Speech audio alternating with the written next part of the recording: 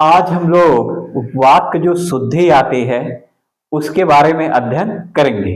तो देखिए, हिंदी जब आप पढ़ते हैं, हिंदी व्याकरण, तो उसमें संज्ञा, सर्वनाम, क्रिया, विशेषण, लिंग, वचन, कारक, अशुद्धियां, बहुत सारी चीजें पढ़ते हैं। तो इसमें वाक्य को करेक्शन करते वक्त इन सभी बातों पर ध्यान देना होता है। तो आज हम उसमें क्या करेक्शन होते हैं, उसकी मूल बातों को, ये वाक्य हमने लिखा है और इसमें संशोधन करके हम बताएंगे कि इसमें क्या अशुद्धियां हैं। और ये सवाल सभी परीक्षाओं में आता है, कोई भी एग्जाम हो, ये वाक्य दोष से एक सवाल आने ही है। तो देखिए, हम पहला सवाल लेते हैं, साहित्य और जीवन का घोर संबंध है। आप लोग इसमें से गेस करिएगा और बताइएगा भी कि क्या अशुद्धि है। हम इसमें करेक्शन करके आपको बताएंगे, लेकिन पहले आप एक गेस कर लीजिए क्या अशुद्धि है। अब देखिए, यहां पे साहित्य और जीवन का घोर संबंध है, तो यहां क्या अशुद्धि है? तो ध्यान रखिएगा, घोर शब्द ये गलत है। घोर कठोरता का प्रतीक होता है। घोर की जगह जो शब्द लिखा जाना चाहिए वह लिखना चाहिए घनिष्ठ है। घनिष्ठ जो होता है ये निकटता का प्रतीक है। तो साहित्य और जीवन एक दूसरे के निकट है, एक दूसरे के पास है।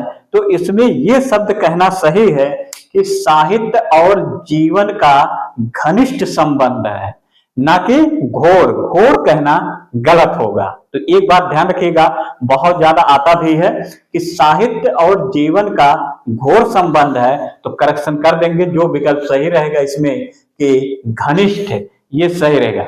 अब देखिए, मेंस में जो आता है, जैसे पीसीएस में तो उसमें तो दिया रहता है अशुद्धि, वाक्य अशुद्धि, तो उसमें करेक्शन करके कॉपी में लिखना पड़ता है। लेकिन विकल्प जो आते हैं, जिसमें ऑब्जेक्टिव सवाल आते हैं, उसमें तो ये दिया रहता है कि निम्नलिखित में कौन सा वाक्य अशुद्ध है या कौन सा वाक्य शुद्ध है। तो शुद्ध अशुद्ध करके विकल्प के तौर पे पूछता है, जैसे समीक्षा अधिकारी और एग्जाम में, तो इस तरह से करेंगे। लेकिन अगर आपको ये पता है तो ये पूरी तरह से क्लियर हो जाएगा। इन्हीं बारीकियों को हम यहाँ आपको बताते हैं और एक तरीका भी आपको पता हो जाएगा, डेवलप हो जाएगा किस प्रकार से वाक्य सही किए जाते हैं। अब देखिए, दूसरा है बंदूक उपयोगी शस्त्र है। अब देखिए, इसमें आप करेक्शन करिए क्या अशुद्धि है। तो इसमें शस्त्र नहीं होता, बंदूक एक उपयोगी अस्त्र है। तो इस शस्त्र की जगह क्या होना चाहिए? अस्त्र होना चाहिए, अस्त्र होना चाहिए। अब देखिए, एक बात आपके दिमाग में आता होगा कि अस्त्र और शस्त्र में क्या अंतर है। तो देखिए, जब हम कोई चीज फेंक करके चलाते हैं, यानी संपर्क टूट जाए, संपर्क ना रहे, तो वो होता है अस्त्र। और जब हाथ में पकड़ करके चलाते हैं, यानी हाथ से संपर्क बना रहे, तो वो होता है शस्त्र। अब यही देख लीजिए कि जैसे जब बंदूक आप चलाते हैं तो मेन रोल जो होता है उसकी गोली का होता है, गोली लगने से ही मृत्यु होती है। तो संपर्क यहाँ पे क्या हो रहा है? टूट रहा है, बंदूक से गोली का संपर्क टूट रहा है, अलग हो रहा है, तो ये अस्त्र हो जाएगा। यहाँ पे अस्त्र सही है। शस्त्र क्या होता है? जैसे तलवार से आप पकड़ करके लड़ाई करते हैं, हाथ से पकड़ा हुआ हो, तो ये फिर तलवार शस्त्र हो जाएगा। अब आपके मन में सवाल आता होगा कि सर तलवार को फेंक करके मार दे, तो भाई फेंक करके मारोगे तो वो शस्त्र का काम तो करेगा, अस्त्र का काम तो करेगा ही, लेकिन वो मेनली तौर पे शस्त्र के अंतर्गत आएगा। तो ये दोनों में अंतर है, तो इस बात को जानेंगे। यानी कोई चीज जब आप वार करते हैं तो संपर्क टूट जाता है तो अस्त्र है, और अगर हाथ से पकड़ करके चलाते हैं तो शस्त्र है।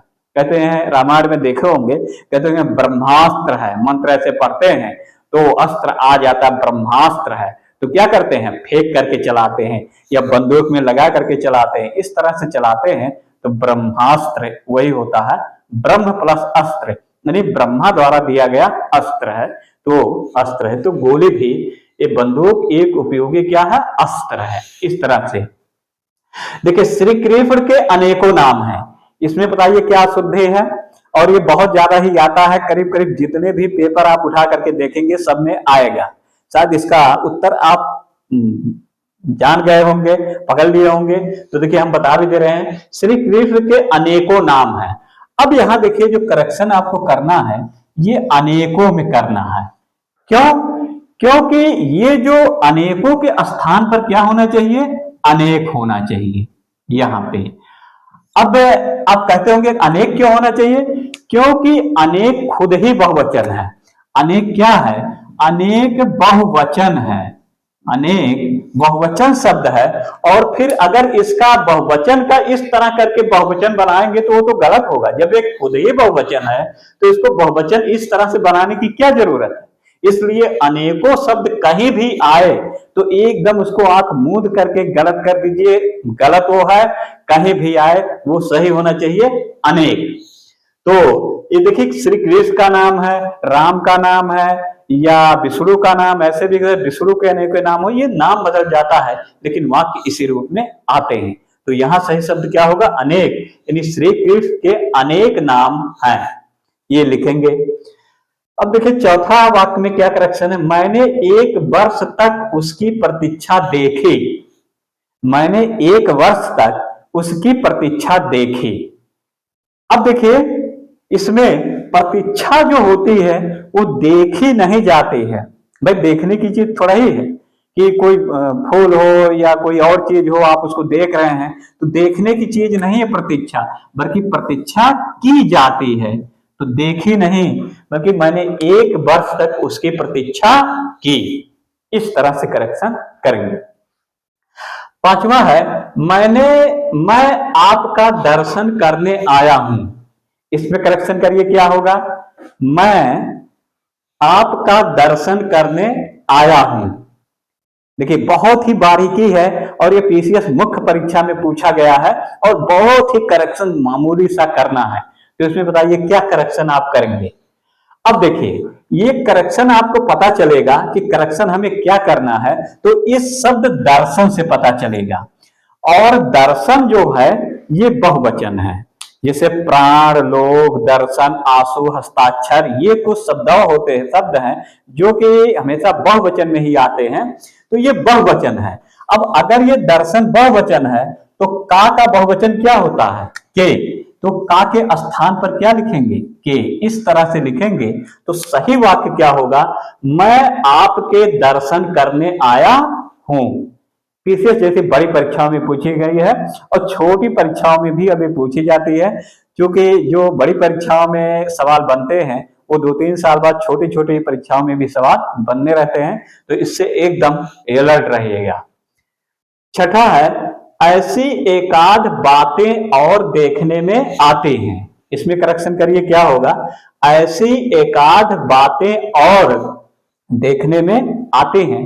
तो करेक्शन देखिए क्या होगा, यहां पे जब एकाध कह दिया गया, इसका मतलब ये एक वचन का प्रतीक है। एकाध या एक वचन का प्रतीक है, तो ये तो बातें बहुवचन हो गया। बात का बहुवचन क्या लिखते हैं, बातें। तो यहां पे करेक्शन करना, ऐसी एकाध बात ये होगा। बातें के स्थान पर क्या होगा, बात होगा। तो वाक्य सही बनेगा, ऐसी एकाध बात और देखने में आते हैं, ये करेक्शन है।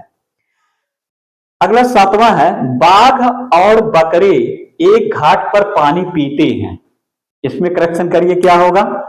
बहुत ही अच्छा सवाल है और करेक्शन इस तरह से आते हैं क्योंकि इसमें वचन का खेल है। वचन अगर पढ़े हैं तो ये पूरी तरह से क्लियर हो जाएगा। अब देखिए यहां पे आपके मन में सवाल ये आता होगा कि यहां पे बाघ है क्या, पुल्लिंग है, और बकरी स्त्रीलिंग है।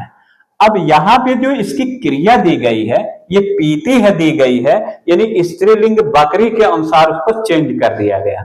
तो अब इस वाक्य में ये देखिए एक पुल्लिंग आया है और स्त्रीलिंग आया है, और इसकी क्रिया अब किस में जाएगी।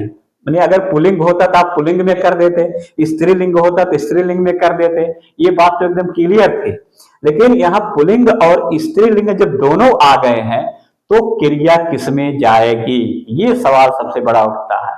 तो ये देखिए हम एक रूल बताते हैं कि अगर पुल्लिंग और स्त्रीलिंग दोनों एक साथ आ जाए तो उसकी जो क्रिया होगी वो सदैव पुल्लिंग और बहुवचन में होगी।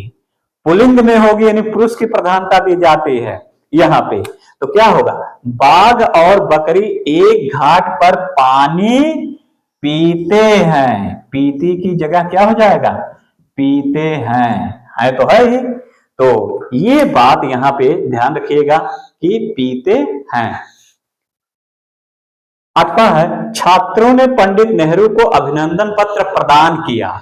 इसमें क्या करेक्शन का है, करना है, छात्रों ने पंडित नेहरू को अभिनंदन पत्र प्रदान किया। अब देखिए यहां शब्द जो आपको करना है, ये करना है प्रदान में। प्रदान क्या चीज होता है यहाँ पे। अब देखिए हम एक चीज यहाँ पे लिख दे रहे हैं, जैसे ये बड़ा और यहाँ पे हम लिख दे रहे हैं छोटा। एक अगर कोई बड़ा व्यक्ति है, यानी पद में बड़ा हो या आय में बड़ा हो, तो अगर वो कोई चीज अपने छोटे को देता है तो इसे हम प्रयोग करते हैं प्रदान। यानी बड़ा जब छोटे को देगा तब इसे हम प्रयोग करते हैं कि उन्होंने प्रदान किया। जैसे राष्ट्रपति ने स्वर्ण पदक प्रदान किया, ये शब्द होगा राष्ट्रपति, सबसे बड़ा पद है देश का। अब देखिए छात्रों ने पंडित नेहरू को अभिनंदन पत्र प्रदान किया, तो छात्रों ने दिया है, तो छात्रों ने किसको दिया, पंडित नेहरू को। तो पंडित नेहरू इसमें बड़े हैं, तो छात्रों ने दिया है, तो ये प्रदान शब्द यहां नहीं होगा, बल्कि छात्र छोटे हैं। तो छात्र जब छोटा कोई बड़े को देता है तो यहां प्रदान की जगह सही शब्द क्या होना चाहिए, अर्पित। तो इसकी जगह आप एक शब्द जो लिखेंगे, हम यहां लिख दे रहे हैं, वो लिखेंगे अर्पित। इस तरह से शब्द लिखेंगे तो सही वाक्य क्या होगा, छात्रों ने पंडित नेहरू को अभिनंदन पत्र प्रदान करने के स्थान पर अर्पित किया। एक शब्द चेंज कर देंगे, एक शब्द का ही खेल है। अब देखिए यहां पे 9वां है, एक फूलों की माला लाओ। एक फूलों की माला लाओ, इसमें करेक्शन करिए। माला जब बनती है तो क्या वो एक फूल की बनती है या एक से ज्यादा फूल रहते हैं, बहुत सारे फूलों की माला बनती है। तो इसका मतलब करेक्शन क्या है, एक फूलों की माला लाओ, ये गलत है, बल्कि इसको काट करके एक को यहां से निकाल करके फूलों की एक माला लाओ, की के बाद यहां एक लगाएंगे, माला की संख्या एक होगी, तो फूलों की एक माला लाओ, ये वाक्य सही होगा। अब देखिए 10वां और अंतिम वाक्य हम बताते हैं कि क्या है, एकत्रित भीड़ जय जयकार कर रहे थे। इसमें करेक्शन करिए क्या है, तो इसमें देखिए करेक्शन करिए क्या होता है, एकत्रित भीड़ जय जयकार कर रहे थे, क्या करेक्शन होगा। तो ध्यान रखिएगा इसमें इस शब्द को करेक्शन करना है। यहां पे जो एकत्रित शब्द लिखा है इसमें करेक्शन करना है। एकत्रित शब्द आपको नहीं लिखना है, बल्कि इसके स्थान पे लिखना है क्या, एकत्र शब्द। एकत्र भीड़ जय जयकार कर रहे थे, इस तरह से इसमें सही वाक्य होगा और ये करेक्शन है, एकत्र भीड़ जय जयकार कर रहे थे। तो देखिए वाक्य को शुद्ध करते वक्त कई बातों का ध्यान इसमें रखा जाता है, जैसे कि उसमें वर्तनी दोष है, या व्याकरण के जो उसमें ये लिंग वचन कारक काल का दोष है, या क्रिया का दोष है, या कर्म का दोष है, या वाक्यों में जो पदक्रम आते हैं या उनका दोष है, या विराम चिन्हों में और कोई दोष है, ये सारी बातों का ध्यान रखा जाता है। तो ये हमने एक आपको थोड़ा सा इसमें आइडिया दिया है कि किस प्रकार के वाक्य दोष को सही किया जाता है, कैसे करेक्शन किया जाता है। आगे हम इस पे कुछ वाक्य और बनाएंगे भाग 2 के तौर पर, इसे आप भाग 1 मान सकते हैं।